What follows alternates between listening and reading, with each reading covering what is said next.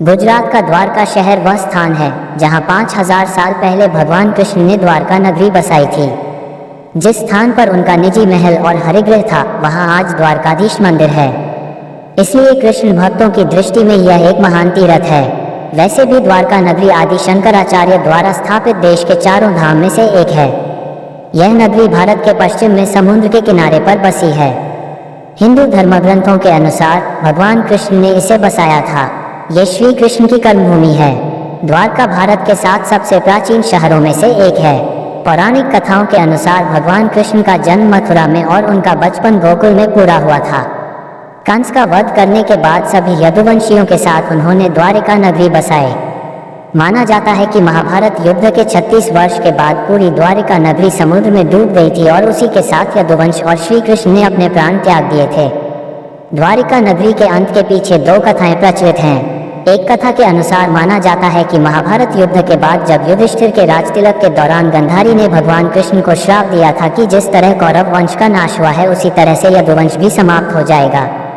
अन्य कथा के अनुसार कृष्ण के पुत्र सांब को मिले श्राप से द्वारिका नगरी का अंत माना जाता है।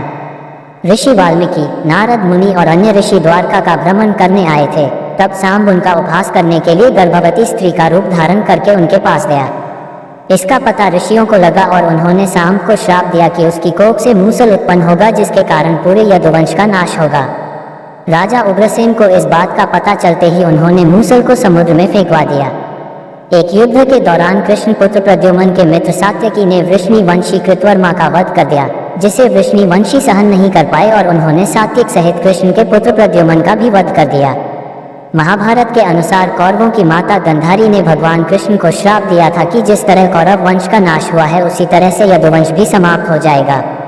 भगवान कृष्ण को यह बात जब पता चली तो उन्होंने क्रोध में आकर जमीन से मुट्ठी में घास उठाई जो ऋषियों के श्राप के कारण मूसल में बदल गई। उस घास को जो भी निकालता वो मूसल में बदल जाती। इस मूसल के प्रहार से व्यक्ति उसी स्थान पर अपने प्राण त्याग देता। इसी तरह यदुवंश और अंधक, भोज, शिनी और वृष्णि वंश के साथ भयंकर युद्ध हुआ और सभी का नाश हो गया। बलराम ने एक वन में अपने प्राण त्याग दिए और उन्हें देख श्री कृष्ण साधना में लीन हो गए। एक शिकारी ने दूर से उन्हें हिरण समझकर बाण चला दिया, जिससे उनकी मृत्यु हो गई। भगवान कृष्ण के प्राण त्यागते ही द्वारिका नगरी समुद्र में डूब गई।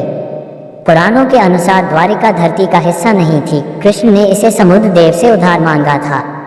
इसी कारण से कृष्ण के बाद नगरी भी समुद्र में समा गई। दोस्तों, जानकारी पसंद आई तो वीडियो को लाइक करें और चैनल पर नए हैं तो चैनल को सब्सक्राइब करें और अपने दोस्तों को शेयर करना ना भूलें।